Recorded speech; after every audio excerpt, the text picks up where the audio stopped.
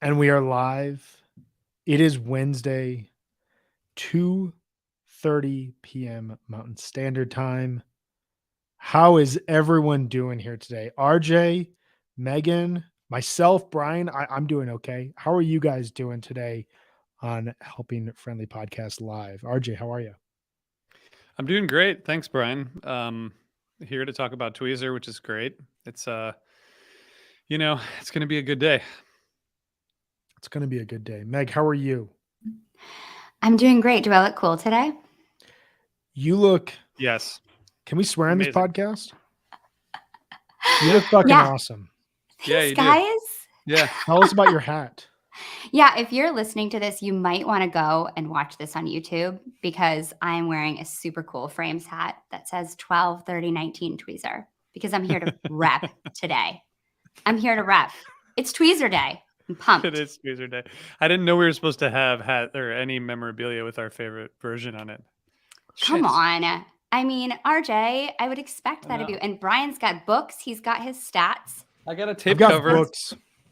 You got a lot of tape covers. I got a tape cover One day, on the wall. I feel like we should do a bonus episode where you just go through every one of those tapes and talk about who gave it to you, what it means to you. Like that. I'd actually love to do that. That would be awesome. That would be so awesome. Nice. Anyway, Brian, what's the book?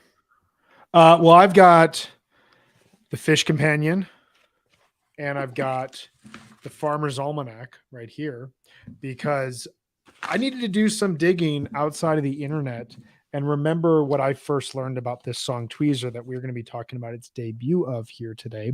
That is going to be today's episode. It's an awesome, awesome topic because Tweezer is a pretty big song for Fish, and it leads to a lot of pretty big ideas and developments and evolution for the band, which I don't know, man. I just, you start thinking about Tweezer and you start thinking about Fish in this like big, broad scheme. It's pretty amazing.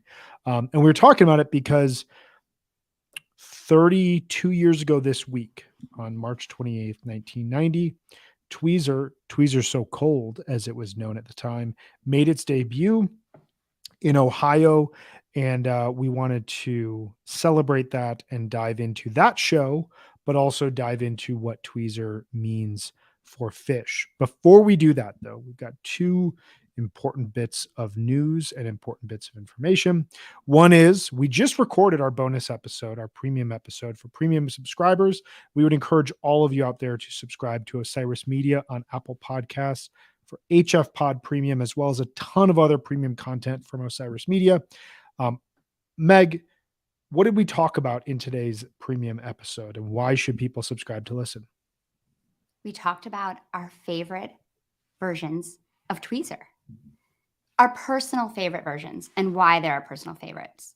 And what was cool about it was we all had really different ideas about our favorite versions. And I felt like there was still so much left to discuss, which is why we're here now. But it's a great way, I think, these premium episodes to kind of go deeper and to get kind of more personal. It's been so fun to record them. So if you haven't listened to one, you should really at least give it a try. You can subscribe for a week for free and see how you like it. And then hopefully just keep going because it's been awesome, our conversations. I would also just add that you can get a lot of other things, like you can get Sugar Maple a day early and a bunch of ad-free shows as well. Absolutely. There's some great, great features from it. And we will not be sharing on this live feed our favorite versions. You'll have to either text us or DM us or subscribe to Osiris Media to hear that. So you leave this episode wondering, I wonder what their favorite version is.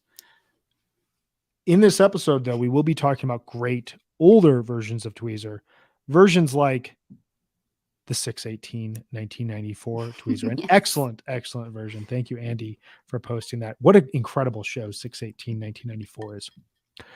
Before we get into it all, though, RJ, we've got a bit of an announcement to make here today. A pretty big announcement, don't we? Yes, huge.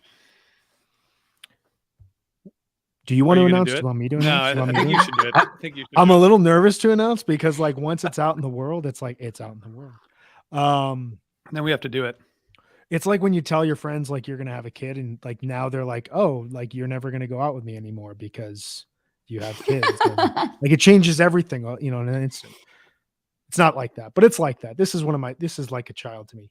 We are announcing Undermine Season 3, which will be debuting on Wednesday, April 27th, the week after the MSG run, which is significant because we will be focusing our third season of Undermine on the Baker's Dozen. Oh my God, 5-year I'm so anniversary. excited. That's amazing. Look at that live reaction from Megan. That's so Sorry, exciting. I didn't know that. That's That's so great. awesome. That's exactly what we were hoping for. Fantastic.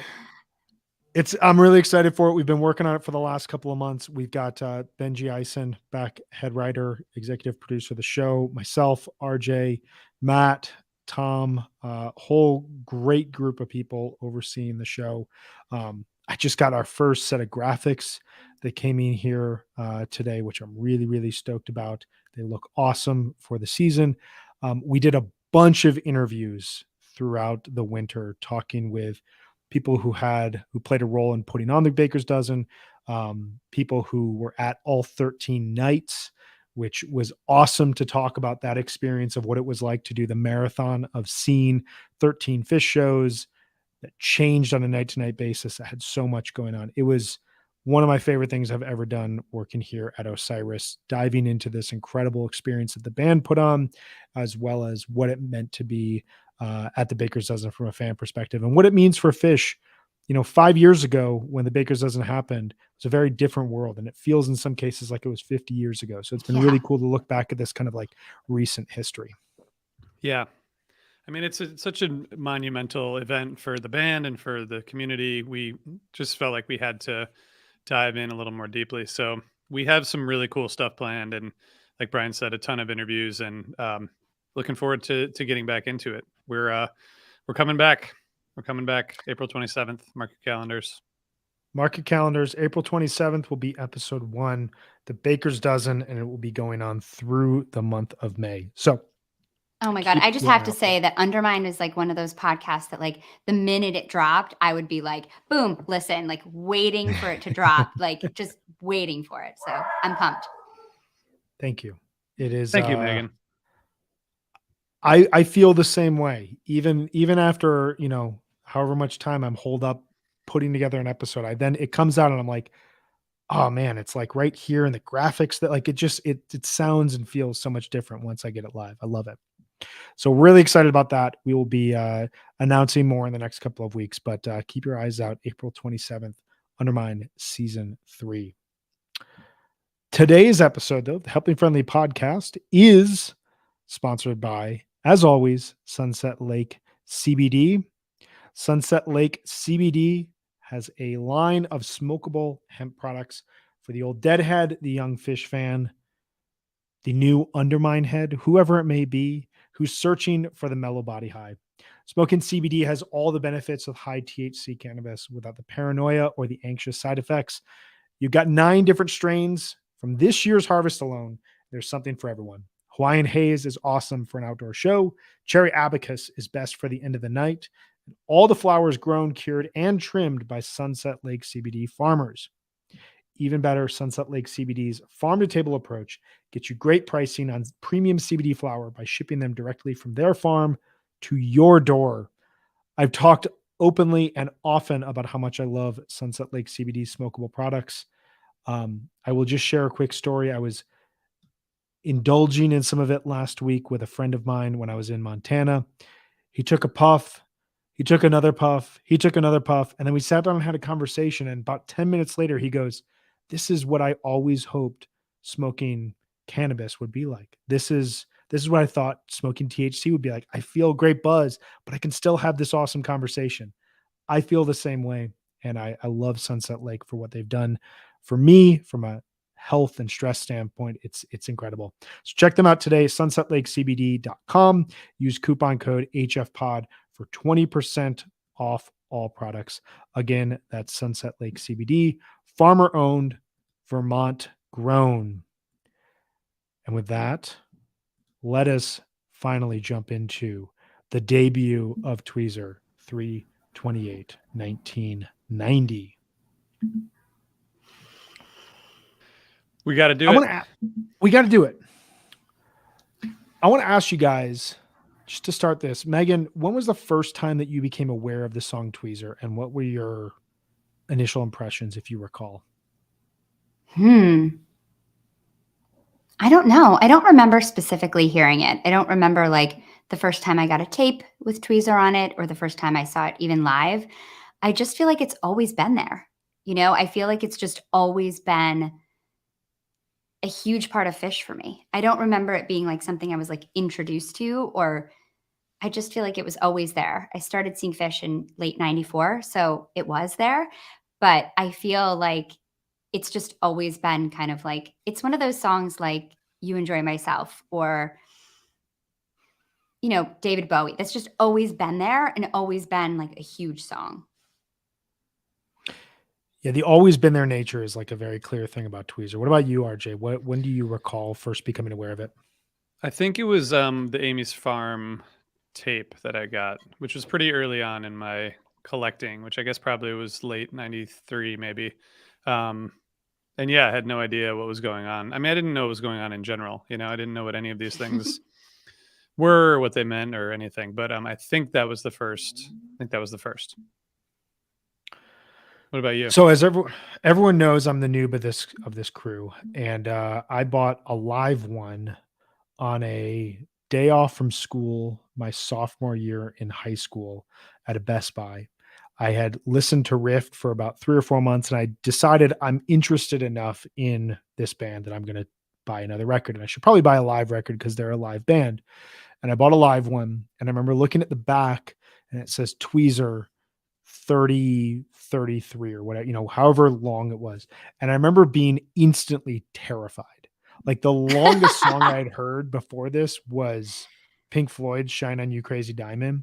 And like that song scared me to death because I was like, how do you write a song that lasts 12 minutes? And like, you have to like pay attention and you just get lost in it. What if you don't come out? Now, I have learned since then to absolutely love that sensation. But that was my first time that I like became aware of what Tweezer was. I remember putting it on and just being like, this is unlike any music I've ever heard before. It blew me away. I do want to read before we jump into the show that it originated, a bit out of the Fish Companion. The historian for Tweezer was Charlie Dirksen, as well as Saul Wertheimer. And they just have like a little clip here about the origins of it. Making its debut as Tweezer So Cold in March 1990, the song allegedly grew out of a soundcheck jam, which occurred before the 12/31/89 New Year's show. It was toyed with a little bit before the Bowie on 2/25/1990 in Baltimore, Maryland, and finalized at the 3/3/90 Wetlands soundcheck. Mike's comments in the Fish book that not only did he invent Tweezer's bass line, but also that the freezer of the song's lyrics is the state of Vermont.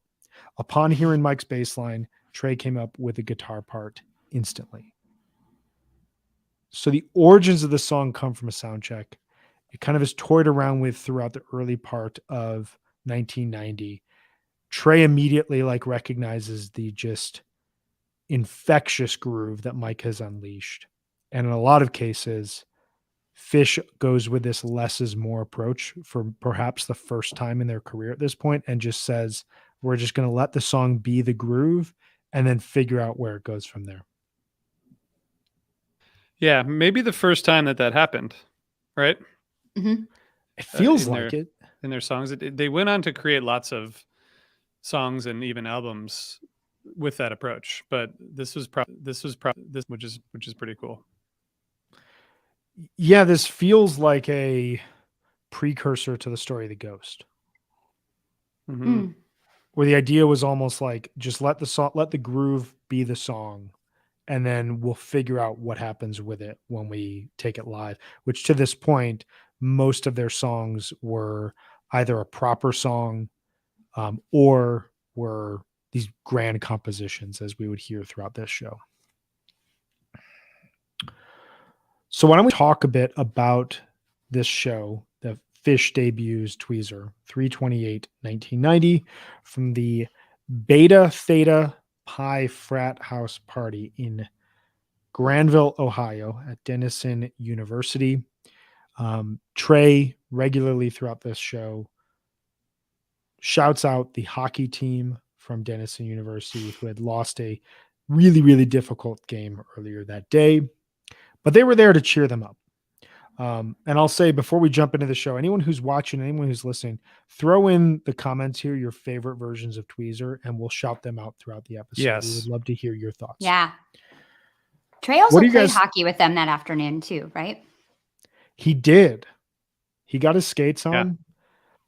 Because if you look at the set list here, this show happens about 10 days after their previous show, which was in Ardmore, Pennsylvania, at RJ's house in his backyard. It was so fun. That was so great. And their next show would be a week later in Boulder, Colorado, which we'll talk about towards the end of this episode. But what are you guys' thoughts on this first set here, March 28th, 1990? Well, I just want to say just quickly, Megan, feel free to elaborate on the show. I just want to say that this was spring 90, right? And they played at it was a frat house, right? It was their first show at Denison. So because I grew up in Ohio, I remember I had friends who, from high school who went to Denison. It's like a liberal arts school down in Granville. And they played at this beta hockey team party. And then 2 years later, in December of 92, they played their next and only their second ever and only remaining show in Granville at the Livingston Gymnasium, which holds like 1,500 people. So that's pretty cool. In 2 years, they go from like a frat party basement or frat party of some kind to, I assume it was a basement. It might not have been a basement, but they went from a frat house to a gymnasium in 2 years. And that's just like, it's just interesting that that's the kind of trajectory. And they were probably like beyond 92. They were just too big to play at Denison University anymore. So too bad for all the people who went to college. 2 years after that, they're playing at Madison Square Garden. Yeah. So it's like the growth is like insane if you think about it. It's just interesting little tidbits. Megan, tell us about the first set. I think it's played really well. I just love imagining this frat party. I was a hippie in college, so I didn't really hang out with frats. We didn't really like commingle except to maybe like sell them drugs or something. But like I never really went to frat parties. I had dreadlocks, it's not really my vibe, but I feel like this frat is pretty cool. Like they seem pretty tolerant and pretty into it. And I feel like when you listen to the playing, you can actually hear moments of the band they'll become. Like there are some kind of like seconds of exploration after the Tweezer lyrics. There's like some soloing by Trey during Runaway Jim. And I just love that they're who they are, even though they're playing at this frat party, like playing Uncle Pen. And like, I feel like it's just such a take the A train. I mean, the set list is really funny and it's very fishy. And I feel like I just love that they were playing their show. Like even in 1990, like this is them playing their show. They're not like trying to play like a frat house party set. I just think that is just like so why they have such longevity, because they've always been who they are. And I think it's just so fun to listen to this first Tweezer because there's this like drum intro from Fishman, which is like very cool. And it's really fast and there's none of the kind of like grooviness that we have now to it. Like it's a lot less like funky and groovy. It's more kind of like sped up, which I guess they were playing really fast in the early 90s, but I think it's great. I also think the vocal jam and Yem is like, it's committed and it's kind of long. And can you just like imagine being in a frat party and seeing these like four weird dudes like doing this like extended vocal jam? I mean, I just feel like that takes such courage to do that and like just sticking with who you are. I don't know. I feel like I would be so self-conscious doing that in that environment. I just think that they're so awesome for being so committed. I think it's a really good point about how much in transition they were at this point in time. Like if you think about Fish in early 1990, the 80s are like their own thing. And there's a reason why we stopped with 1989 with Undermine season 1 was like, this is its own era. When they cross into the decade, there's going to be something new. But at this point, they're still in that middle ground. Their very next show is going to be their first shows in Colorado since 1988. They, by year's end, are going to be They're going to have kind of refined their touring schedule. They're going to have debuted a number of big songs that are going to kind of present this next great wave of Phish songwriting, which we'll see over the next 5 to 7 years become this norm that every time they come back out on tour, here's another 8 to 10 songs that are going to define our sound as we go forward. And yet at the same time, they're so confident that they know they can throw this kind of stew of American musical lore, jazz, bluegrass, rock and roll, funk, whatever it may be, at a bunch of frat kids who are coming off of a tough hockey loss, probably a really important game for a lot of these guys. And ultimately, like it's Phish being Phish, and everyone who's there seems to be on board with it. And one thought I had just about this Tweezer, I often forget it because they just kind of like sing the song now.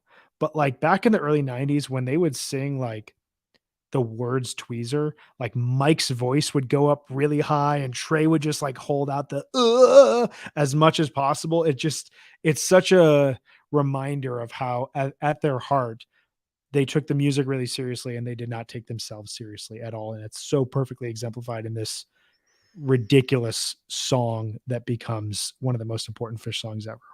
Yeah. It's totally absurd. And can I just do a quick diversion, just because you mentioned they weren't really touring regularly at this point. This is like before they start really hitting the tour circuit. According to Fishnet, the next night they played in Dayton, and there's no known set list. And there's one review of a guy who said he was there, and he said, "I made my friend from Cincinnati drive with me to the show, and the only other people there were 4 kids that had driven from St. Louis. And all the other people in attendance worked at the bar or were there with the warm-up act. Phish played a full two-set show for the 6 of us. Mike had his wireless bass set up and sat at the bar stool next to me for a song or 2. So this is like the life that they're living at this time. And then, like you said, they go to Colorado, for clearly like a scheduled run to Colorado. But I mean, they're not really.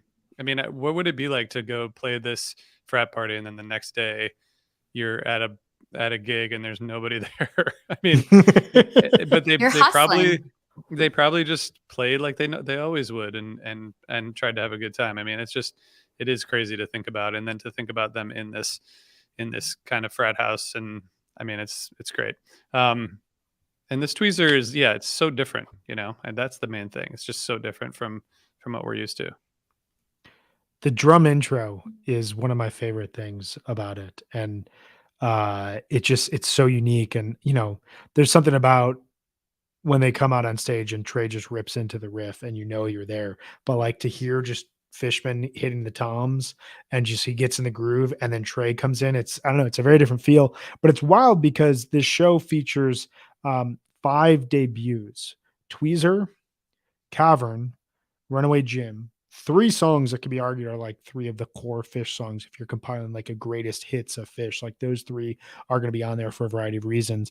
And then 2 covers, Sweet Adeline and Uncle Pen. Uncle Pen is announced with "We're all going to go down south right now." But it's wild because like Cavern and Runaway Jim are basically finished.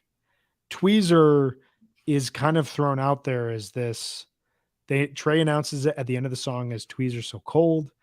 The version is only about 8 minutes long. It resembles a lot of these early 90s versions where it like builds up to a rock peak, but yet still is like just open experimentation. And then it kind of slows down. The Picture of Nectar version with like the slow down back to the intro, which is something they would mimic throughout 92, 93 and parts of 94.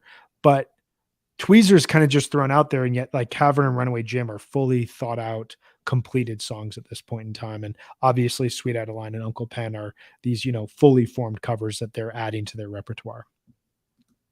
Yeah, I wonder if they thought this was just like a good night to try this song because it's low stakes. Although it sounds like the next night was low stakes too. If they had known, maybe this would be from the Dayton show that never happened. That was never recorded. Maybe they played it the next night in Dayton also. Yeah. We'll never know. The guy who went doesn't remember. So great job. Well, That's it's why you always carry a notebook with you. Come on. always, or bring a phone where you can take a picture, which you couldn't do in 1990. But it's interesting you mentioned that because, like, so I'm looking at the Farmer's Almanac and the Fish Companion right now, and none of those shows mention 3/29/1990 because clearly it's a recently discovered show up on Mm. Fishnet. The only song that they think was played there was David Bowie. But looking at the Farmer's Almanac notes about 3/28/1990, credit Dean Budnick. This is from Lock Steel, one of the editors of the Farmer's Almanac. Credit Dean Budnick with unearthing the actual date of this show, tapes for which circulated for years as Denison 89 and Denison 90. The significance of this date comes from the fact that the show marks the debut of a whole bunch of tunes: Tweezer, Uncle Pen, Runaway Jim, Sweet Outta Line, and Cavern. Fish uses the informal atmosphere of an intramural team hockey party to give the new songs a go, and it's clear they still need some work. They'd get it in Colorado, the tour's next stop, which we will be talking about next week is the next stop in Colorado. But at the time of publishing, they thought that this show was like the last show before they then went into Colorado. It's also interesting because the Farmer's Almanac has, oh no, I'm wrong. This was their first show in Ohio. This was Trey announces it during the show. This is the first night that they had crossed the border into Ohio. Probably, where's Granville? Is that off 80? Yeah, I think it's off 80. Yeah. So they probably got lost at one of those rest stops that looks the exact same after you go 30 more miles. And we're like, well, no, it's over that way. No, it's over that way. And then they ended up in Dayton and nobody could follow them there. It's It's actually 70. Sorry. So it's south. Okay. Gotcha. Yeah. Through Columbus. Yeah. I mean, I just want to know what happened between Granville and Dayton. Maybe we can, I'm going to write that down just in case we ever get another chance to ask one of the band members if they have maybe Mike has a journal somewhere about it. Totally. I really want to know. There's also a pretty good write-up in the Denison magazine. There's a write-up with some people that were at the show. That's kind of a fun read. You can Google that. If you haven't read it, it's really fun. That is awesome. I also, Mm-hmm. Ohio it's a good state. I also want to shout out in this first set. There's a great walkaway that comes right before Tweezer that is just packed with energy. And there's a really cool You Enjoy Myself as Megan listed. I was looking at this. We just covered this, but this is the first Fish show in Ohio. I want to ask you guys, RJ, you may be more biased in this than the rest of us, but like, can you name some of your favorite shows from Ohio? Because this is an incredible state for the band. I mean, how much time do you have? No, I mean, there's of course Dayton 97, right? Which is one of the best shows I've ever seen. And one of the just most fun nights of my life. There's I actually will just go through a bunch now that you asked. You can take my spot too, RJ, because I'm not good at this. There's 8693, which is from Cincinnati, which is the return of Slave for the first time, I think since 87. All the Blossom shows, the Cleveland, I mean, the whole Cleveland Dayton combo in 97 was just great. 73198 has an amazing Isabella that I remember I was there and I remember watching on the video screen and watching Trey solo during that Isabella. And I was like, what the hell is going on? Summer 98 was crazy. December 99, there's two good Cincinnati shows. And I was at both of those. They're pretty good, nothing like outrageous. Should I keep going? There's a Tweezer that I want to mention from Blossom, but I'll talk about that later. There's a really good show from Blossom and from Cincinnati in the fall 2000 tour. And there's too many. There's just too many. You listed, I don't know if you did that off the top of your head or if you went on Fishnet while you were doing that, but you listed some great ones. The only ones I would add, 42193, you've got the Hoist version of Split Up in a Melt. 62294 Live Fish Columbus, 10. Fall 94 has two great. 11-12-94 from Kent has a gorgeous Harry Hood and one of the best Down with Diseases of that tour. 11-17-1994 from Dayton is only notable because it was the first tape I had. 11 I love that tape. 11-30-95. I call this the first December 95 show. It was in November, but that's a December show. 7-23-99. Unbelievable jams in the second set from Columbus. Where's that from? Columbus. They did that's a movie 99, at right. It's summer 99, that end of the tour where they go Burgettstown, Columbus, Alpine Valley, Deer Creek is just incredible. And then 7-18-17, the feels like the Baker's Dozen trial show where they just, that second set is just fluid jams, and you hear, just how incredible the band was playing as they were getting ready for the Baker's Dozen. It was the first indoor show of summer 17. And so it was the first time like this lighting rig that debuts in Chicago outdoors finds its way inside. And like, you really get the sense of what this lighting rig looks like when it moves and like shifts around the stadium. So I remember webcasting that show and loving it. Those were good additions. I did do that off the top of my head. That's why I missed all of those important shows you mentioned. So thank you for. I am so impressed with that, doing that on top of your head. It's way more impressive than me writing it down a couple days ago. Obviously, also, it is. super useful. I will say also 11-30-95 from Dayton was HFPod episode number 1. So that's just was 2013. That was a great one. So the Baker's Dozen, I forgot that they played Dayton before that. I remember the Pittsburgh show, but the Dayton show, that's something I got to go back to. I got to go back to that. Show holds up. It's a really good second set.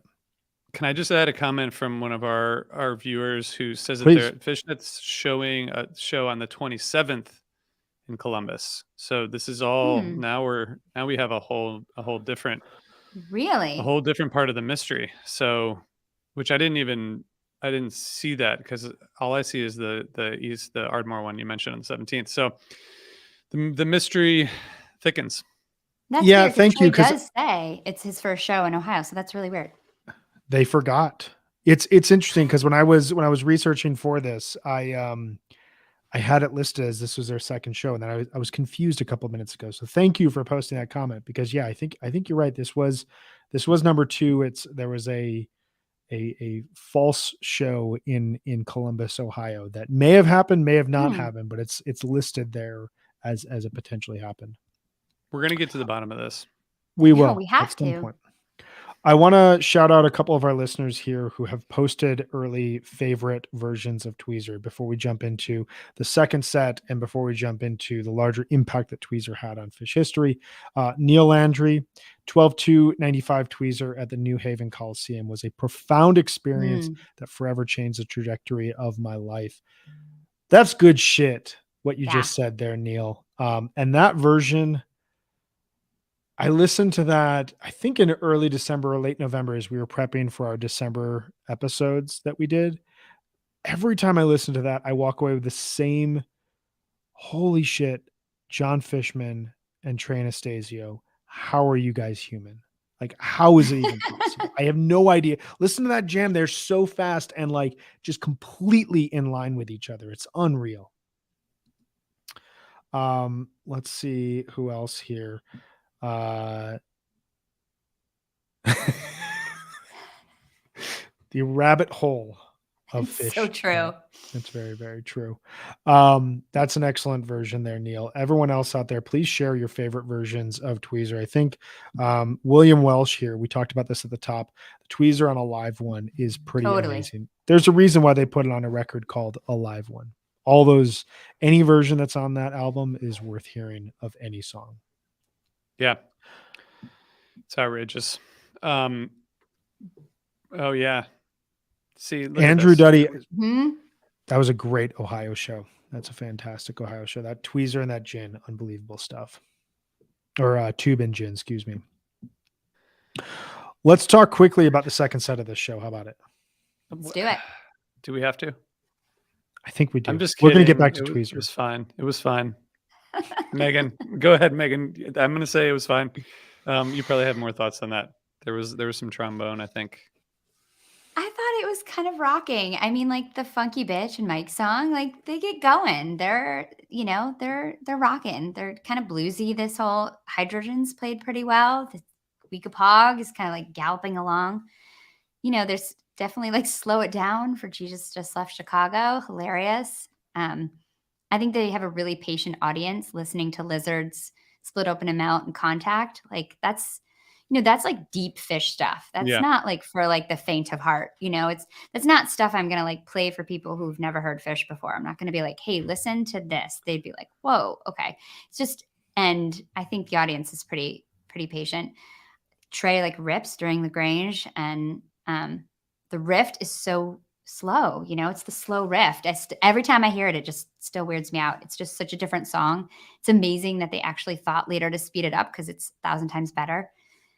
The lyrics during Cavern, they seem like a little rusty. I mean, obviously they're new, so they're not rusty, but they're not quite there.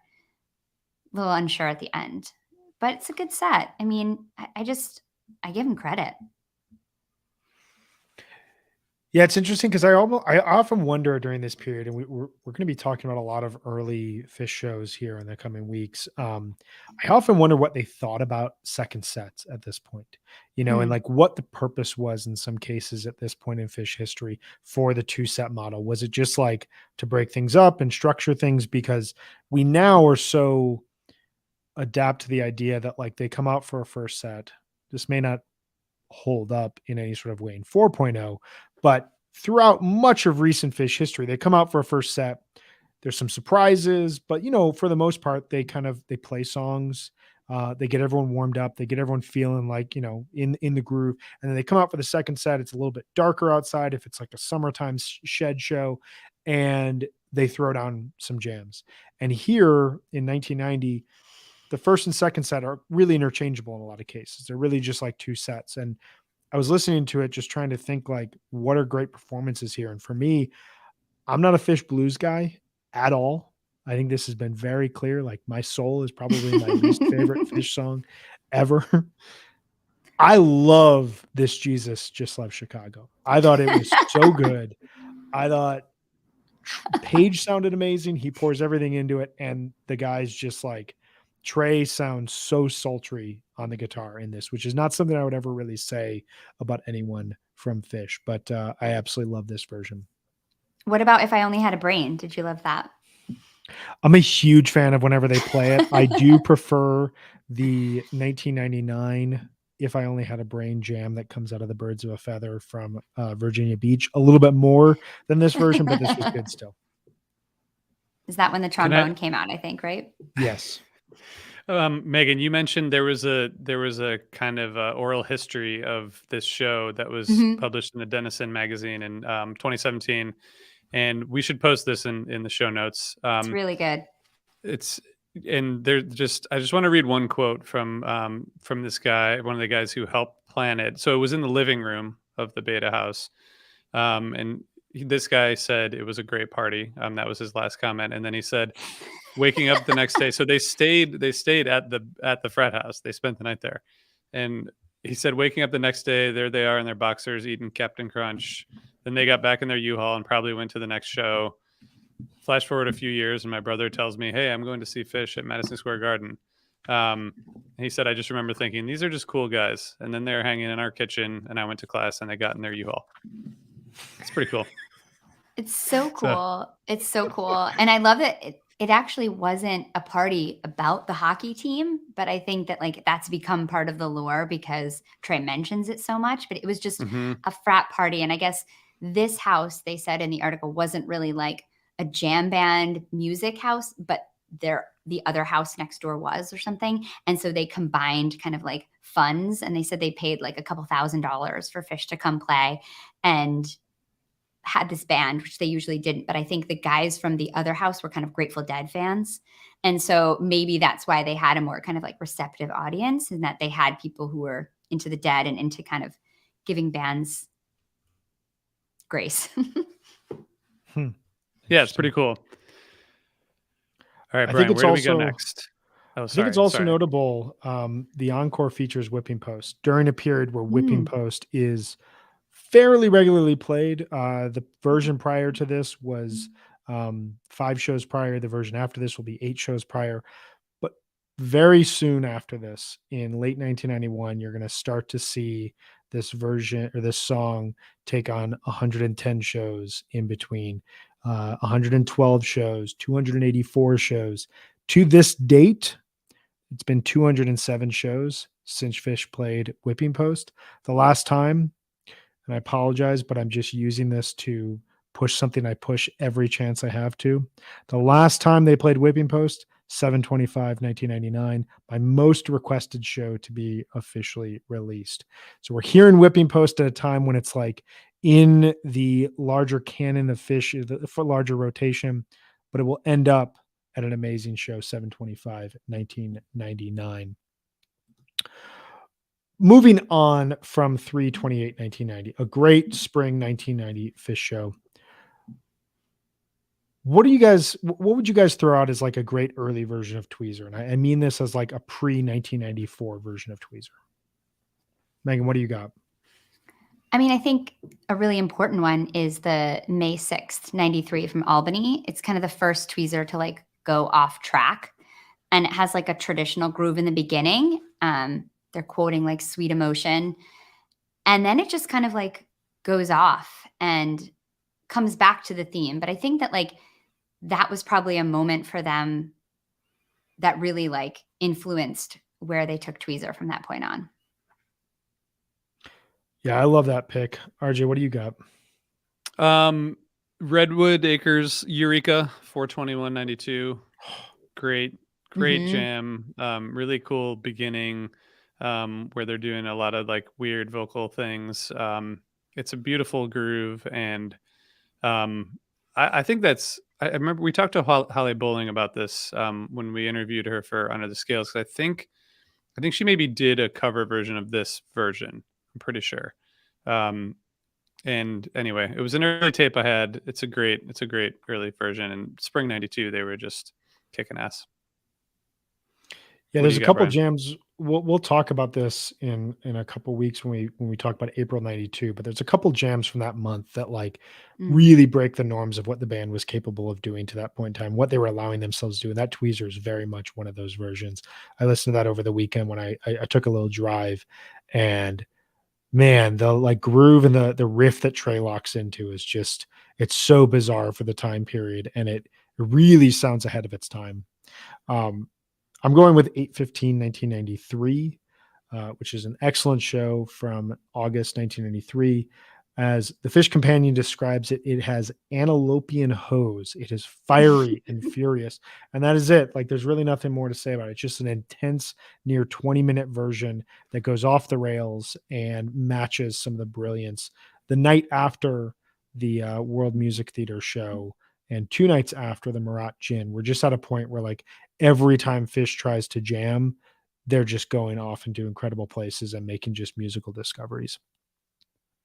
All right, so transitioning here, and before we officially jump into this, we're going to shout out a few more listeners. As we said, please share your favorite versions of Tweezer. We will talk about them. Andrew Duddy, all the 2021 Tweezers were very good. I saw the AC one and it was great. 2021 was an amazing year for Tweezer. Yeah, especially totally agree. Just incredible jams. And yeah, that AC one was described to me as festival Fish. It's just like big, booming, feels otherworldly in a lot of ways. And then the Incredible Perp, the Fleazer. The Fleazer was life-changing for me. Pure magic. I brought my friend Jeff. It was his first show. He ranked the show in his top 5 shows ever, which included seeing Hendrix, Janis, and Summer Jam. Holy shit, Jeff. Wow. Oh my God. That is an amazing, those are some amazing stats. And yeah, that Fleazer show, the whole show, 6/22/95, really just summarizes what the band was doing so well in summer 95. I love that show. That's a masterpiece. It's beautiful. It's incredible. So let's talk now. We were talking ahead of time. Important versions of Tweezer. We all picked 3 essential versions, and we're going to defend these versions to the death. I don't know if they're going to have any crossover here. RJ, throw your first essential version of Tweezer in the ring here. Okay. And I will say my picks don't have overlap with what we talked about in our bonus episode, but we might have overlap with what you guys said. So the first true. one I'm going to throw out there is 12/6/97. Just because I was at this show and I was like the first section off the floor looking directly at the stage, and it was a perfect show, an amazing night. One of those shows. I mean, I've seen enough Fish shows that like some of them, when I look back at the set list, like I don't really remember them. Mhm. And this is like a show that I'll never forget. They were just so good. All those shows were so great, but they were so in sync in so many ways. And the segue into Isabella is just perfect. It's just a great combo. And that show, actually, in the first set, there's a bathtub gin into llama where it's llama, right? Where Mhm. the segue is just the same thing. It's just like a perfect segue where or it's into foam. Sorry. It's just Oh, you're right. incredible.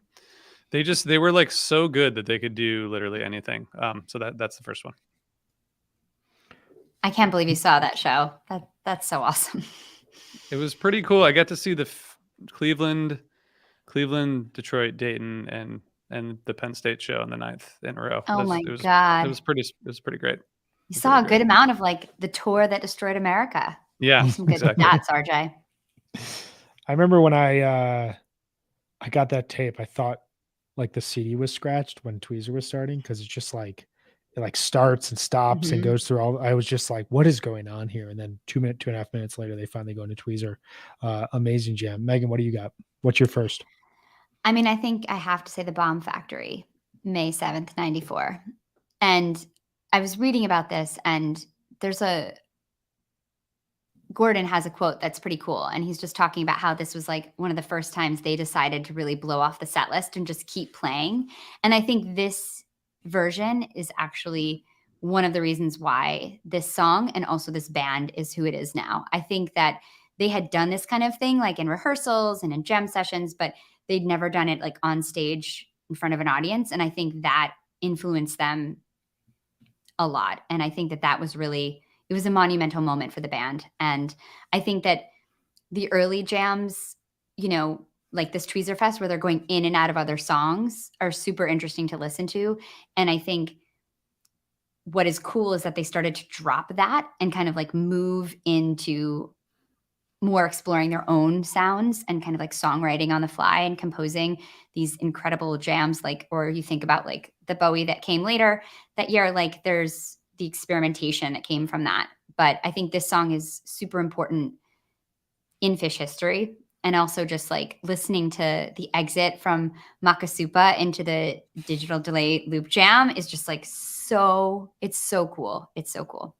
It's awesome. Also, they reference Cannonball, which if you were my age in 1994, if you were like 16, 17, this song was on the radio like every second. And I loved this song. So just like hearing that is just like makes me feel so 1994.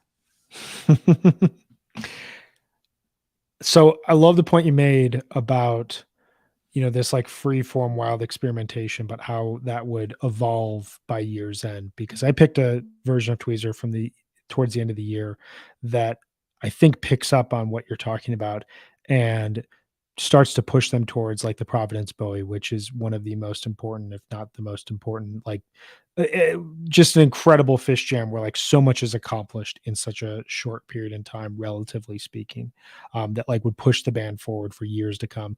And that's the 11/28/94, the Bozeman Tweezer. This was another version like similar to the Alive one where like when I just saw it on a tape or I saw it on re-listen, like I was just kind of terrified by the time, like what can happen in 45 minutes of music.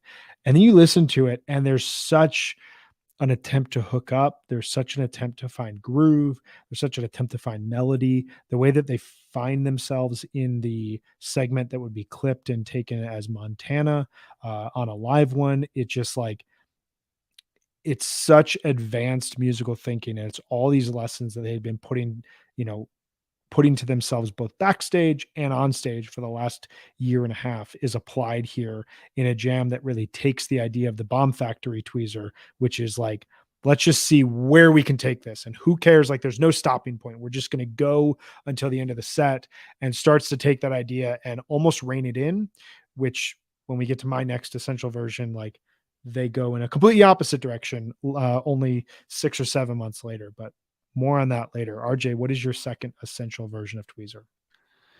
I just want to add to the 11/28/94 version, just because I know you have a deep love for Montana. It's the only show they've played in Montana, first and only. They played one more. What? Yes, one more. October When? 8th, 1995, Missoula, fuck. Montana, which just blows my mind. The Did Fish they play played again in Montana? They've not played there since then. No. Trey's cut played that- the Kettle House we cut that part. Amphitheater. No, it's live. Cut There's that. no cutting. We can't do it. We're doing this We live. need to end it. Sorry. Sorry, everybody.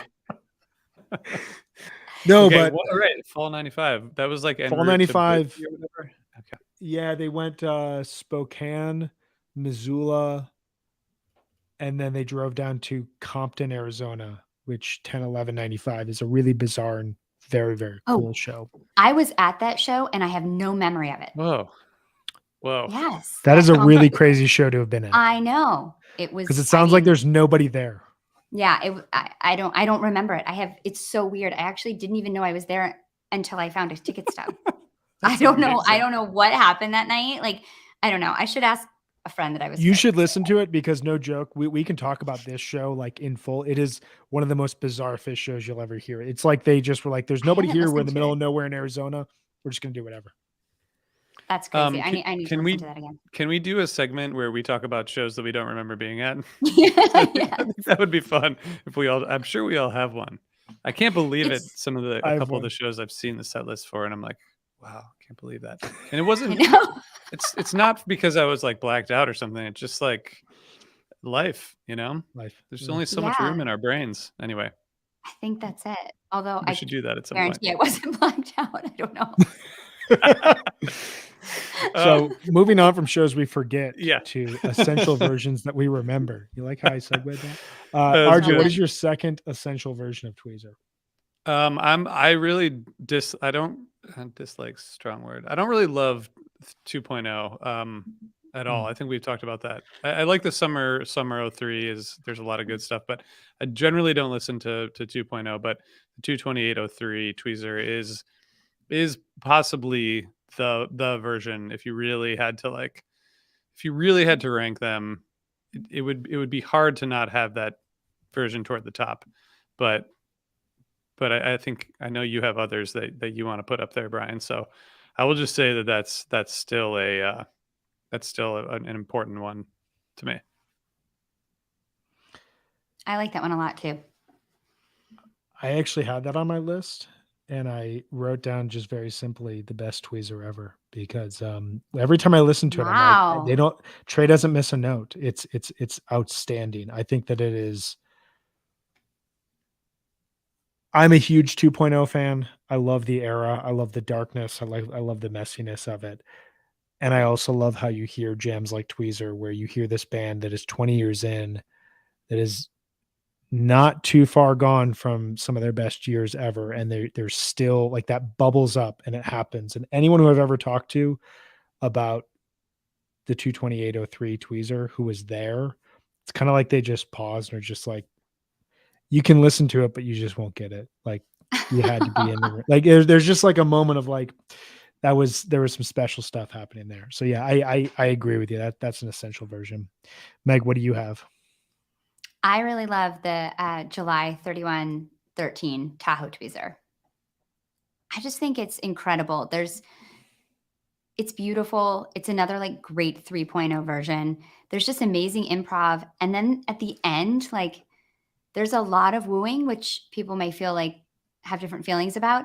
But what's cool about it is that they're like, the song and the music is like, it's almost becomes like this living organism that's like going back and forth between the band and the audience. And there's just such this like joyfulness to it. And like, energy, and it just seems really like positive and joyful. And I don't know, I just really love that. I love listening to it, imagining like how fun it must have been to be in the audience for that.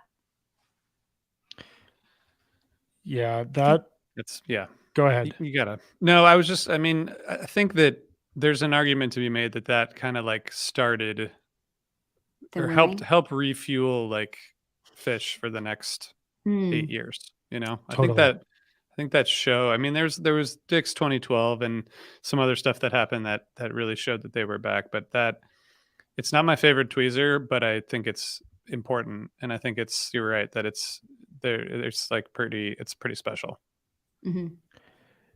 It's also this like nobody was asking for this, but it like I don't know what Fish would be like without this version. Like the band audience connection, the wooing that has become its own beast. But like in the moment when you hear it and you hear Trey after, building it up a couple times, the audience responds with a woo and he comes in with that just like and he just like goes Yeah. right into the solo and he doesn't miss a note. Like you hear him be like, holy shit, we've been a band for 30 years and we just made music with our audience. Like Mm-hmm. they've responded to all this stuff. Like I'm kind of getting chills thinking about it again because it's such a cool thing. Like nobody could predict this. It's the thing that makes Fish so magical is like so much thought and planning goes into so many different rock concerts out there. Fish didn't walk on stage that night thinking we're about to make a jam with our audience who has followed us along and trusted us for 30 years. It just happens. And you hear on stage the band as excited as they are about it. Yeah, I don't think that we could make a list of essential Tweezers without that. It's an incredible jam. My second pick, and I'm also stewing over here trying to figure out my third pick since RJ stole it. Is 6 months after the Bozeman version, 6/14/1995. I considered whether or not I was going to put this on here, but I think I put it on ultimately. Summer 95 is my favorite Fish tour. I love just how expansive and wild and dark and noisy it is. The thing I love about this Tweezer is that you find the band taking the lessons of Bozeman, taking the lessons of the Providence Bowie, and saying, okay, we know that we can make music with this. We now need to figure out how to get as far out of our comfort zone and as far out of our ego as possible to ensure we can do anything on the stage and we can trust each other. And a version like this, where they come out on stage, literally sitting in the Mississippi River and just terrorize their audience. Starting a 3-night run that I think is one of the strongest 3-night runs ever. 6/14 at Mud Island, 6/15 in Atlanta has an incredible Bowie, and 6/16 in Raleigh, which has an outstanding Runaway Jim. You just hear this band throwing everything up into the air and saying, whatever comes out of this, it's worth it. The experiment is worth it. And that's something that's going to guide them while they'll refine it and while they'll figure out ways. They played a Soul Planet last summer that was 3 minutes shorter than this Tweezer and a whole lot more listenable. They'll figure out ways to do that.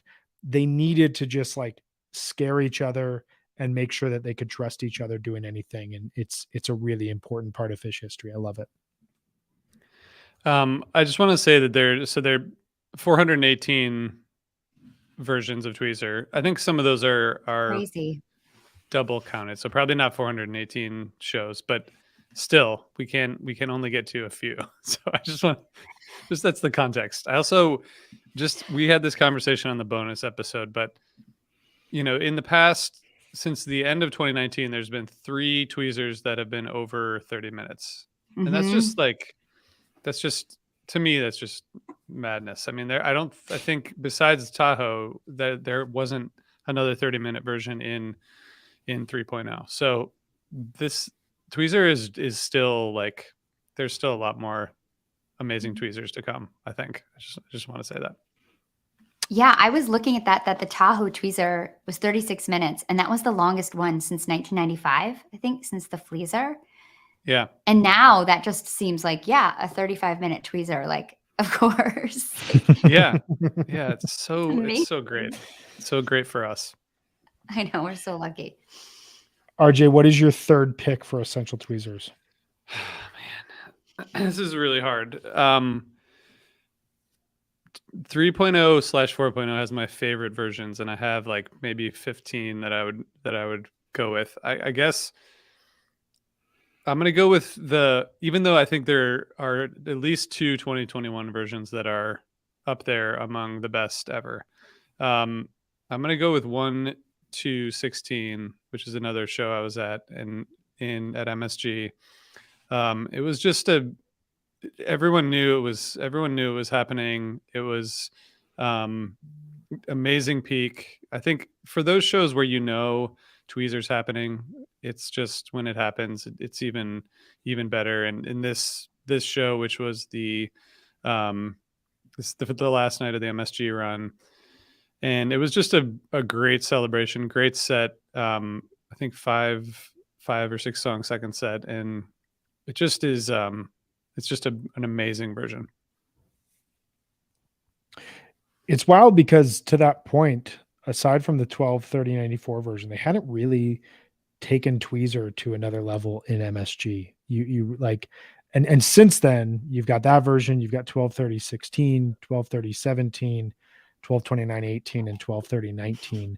These just like outstanding versions that have come in MSG, and it feels now like when they play it at MSG, it's this like big moment. Mhm. But to that point, they hadn't really delivered this just like outstanding version in that building. And then they come out for the final night of this 4-night run and they play this just like stunning, just rock peak jam, Trey in that short sleeve black shirt, just like shredding in front of the crowd. It's amazing.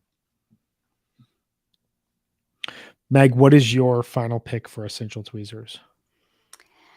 I mean, because I'm repping the hat, I've got to say 12/30/19. And if you want to hear me wax poetic about this, you're going to have to listen to the bonus episode.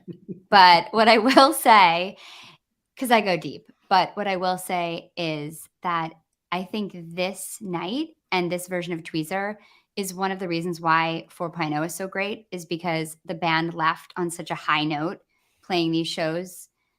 And I think this show was just magical. The whole entire show is incredible. I mean, it's a perfect set list. It's perfectly played. And this Tweezer is it's just one of the best ever, I think. And so I have to have it on the essentials list.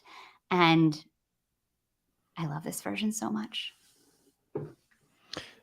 It's an amazing version. And I will say no more because you all need to listen to HFPod Premium to hear us really dive into this song. I will just throw this up there. I think that we're going to get some hate for this, and that's okay. Oh, no. Because I'm going with 8/1/2021, which means that out of our Amazing. 9 versions of Tweezer, we have 4 from the 3.0, 4 from the 2.0 or later period. But here's Wow. the thing, and here's my rationale. And I'll be clear. My original pick was 2/28/03.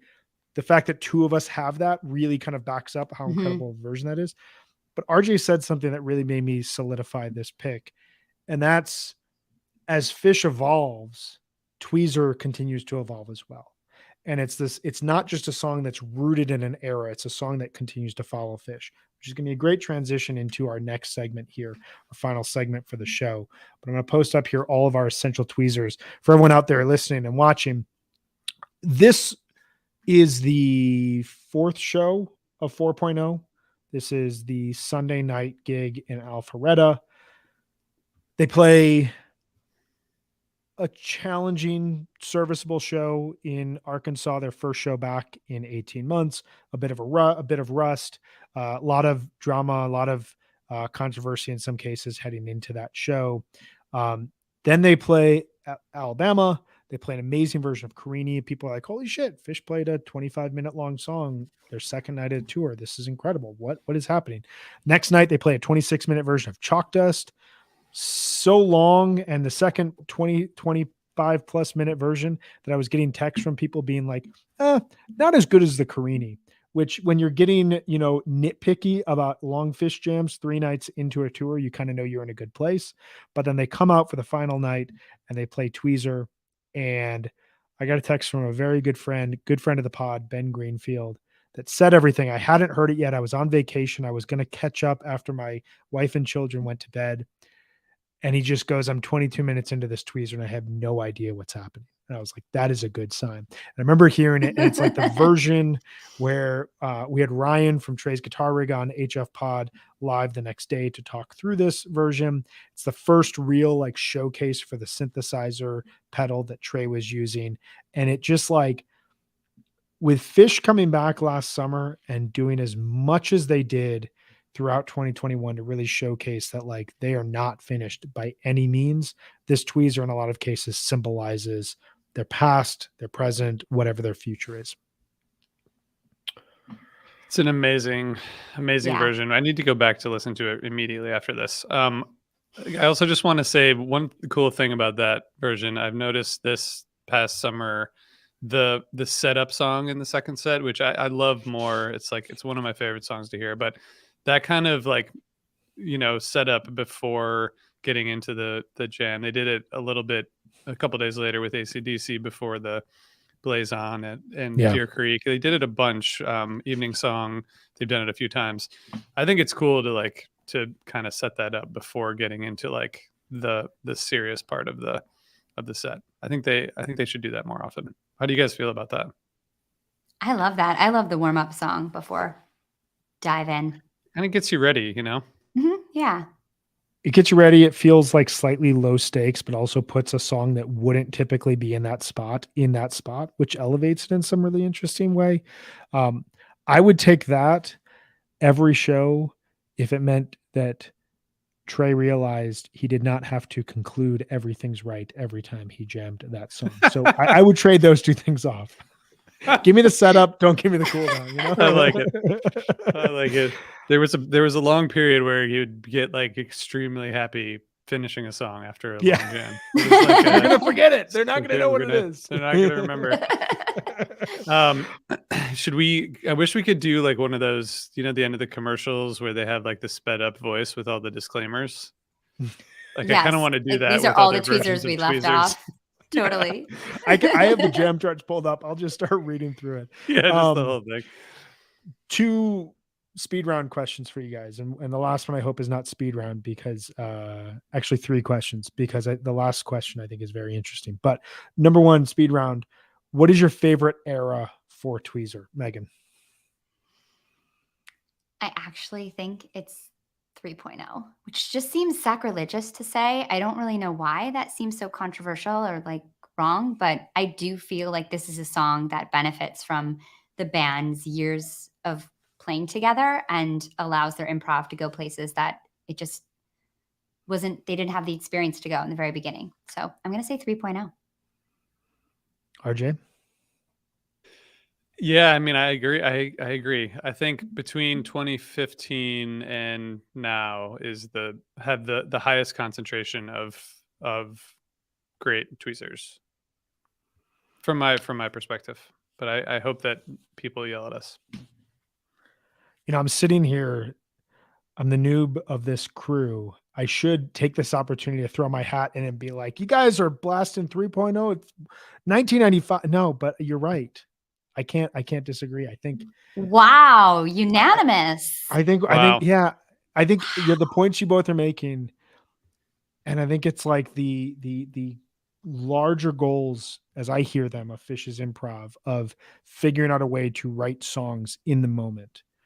You hear it best in Tweezers in 3.0 in a way that the exercises that they used Tweezer for in the mid 1990s did not accomplish as much. And there's a lot of, this is going to be blasphemous. It's okay. It's okay if you hate me for this, but there's a lot of 98, 99, and 2000 Tweezers that are long on paper and just like really short in terms of what they actually offer. So you don't really get that when there's an 18-minute Tweezer or 22-minute Tweezer now. It's packed full of ideas.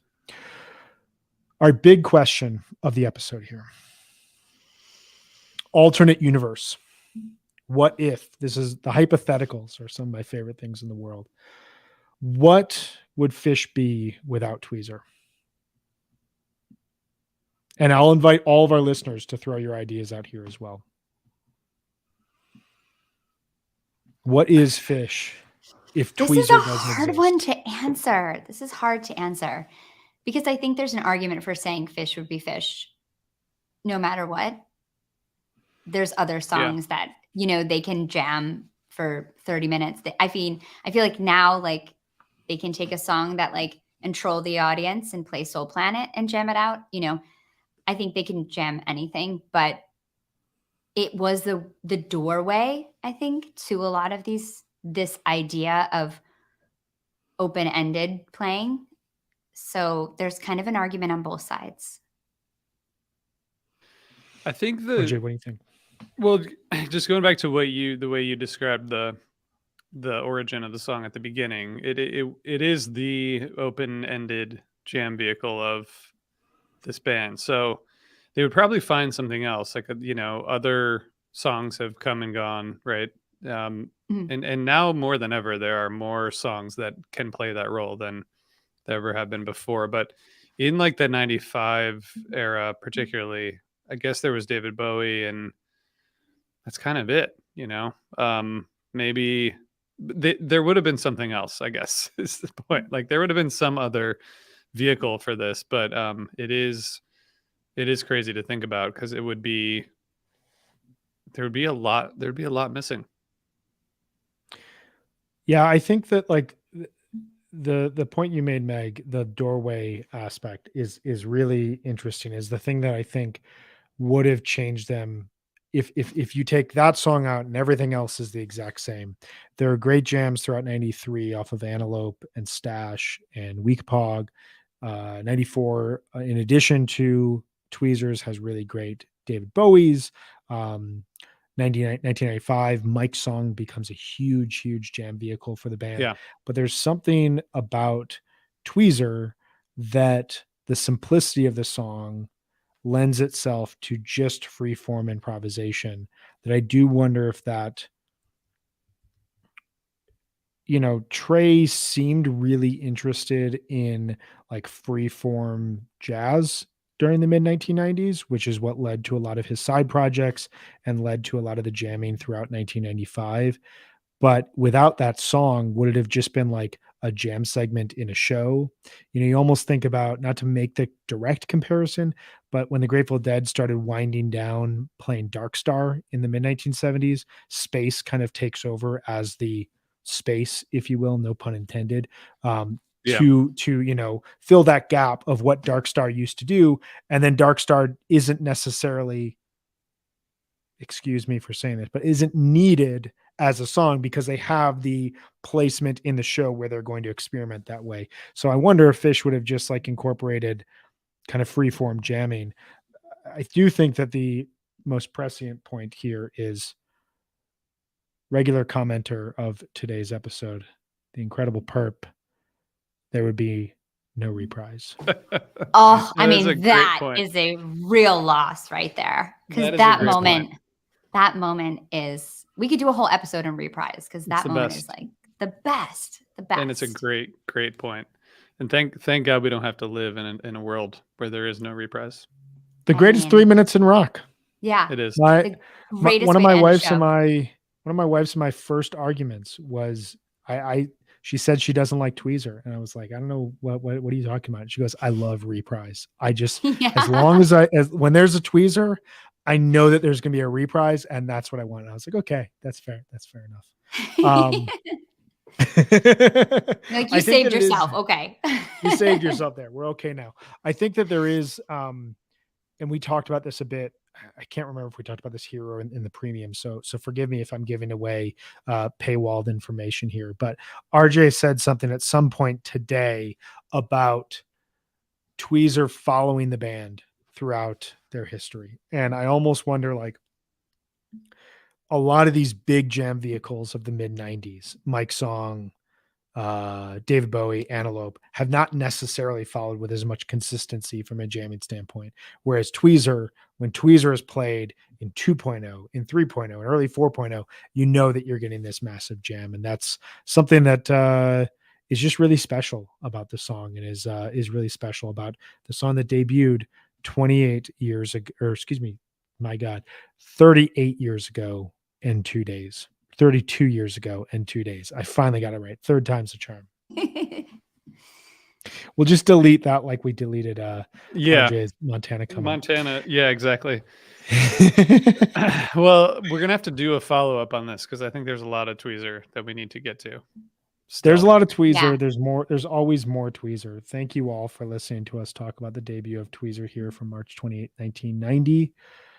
Megan, do you want to tell the audience what we have coming up next week, which will be a Monday episode?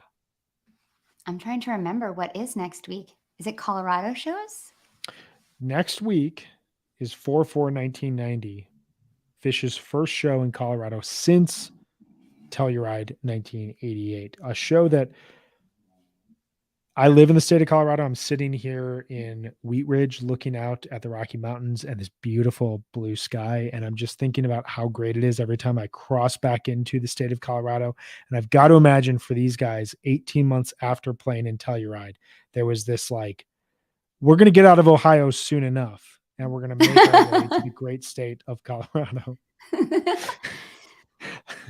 And it's going to be an amazing, amazing experience because spring in Colorado is something else. So we're going to be talking about 4/4/1990, Fisher's first show in Colorado since 1988. And for those of you who have not been hip to it, that will be our first of 2 episodes next week. We are starting next week, going to be on Mondays and Wednesdays at 4:30 p.m. Eastern. So we will tell you what we're going to be talking about next Wednesday. Then, for now, though, who wants to tell us one more time about our wonderful sponsor at Sunset Lake CBD? Oh, I'm happy to. Thank you. Yeah. Sunset Lake CBD is a majority employee owned hemp farm. They're just outside of Burlington, Vermont. And for years, Sunset Lake was a dairy farm. They made milk for Ben & Jerry's ice cream. And in 2019, they diversified and started growing hemp for CBD. And they're amazing because they really embrace Vermont's tradition for land stewardship. They use sustainable, regenerative farming techniques. They build and protect healthy soils. They're 100% pesticide free. They use minimal tillage, and they implement cover crops and crop rotations.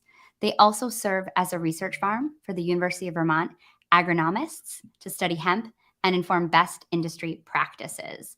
And if you haven't tried their products, you really have to. I have become a huge fan of their gummies. Just take one at night to relax. I really like their tinctures too. I also think, like Brian was talking about earlier, the flower is just really nice. It's a nice way to relax without having kind of like that THC high.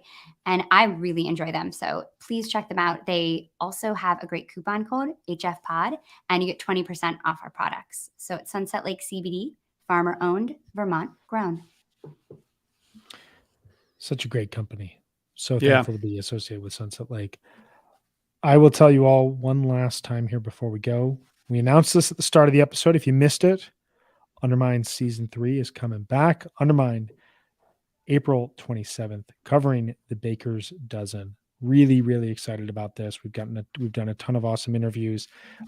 Everyone out there who sat for interviews, thank you so much. Really great thoughts, really great just like insights into how this all happened, what it all meant, what it felt like to be there, and what it's like to look back on the Baker's Dozen. We've got a bunch of really cool insight and just a great story about the Baker's Dozen coming for you the Wednesday after Fish's run at MSG. So very excited about that. It's going to be awesome. It's going to be awesome. And with that, RJ, Megan, always a pleasure to talk with you guys on a Wednesday afternoon, soon to be a Monday and Wednesday afternoon. I hope you both have a wonderful evening. I hope everyone out there has a great rest of your week. Thank you so much for the comments here today and the thoughts. Awesome to talk about Tweezer. We will see you all next time. Thanks, everyone.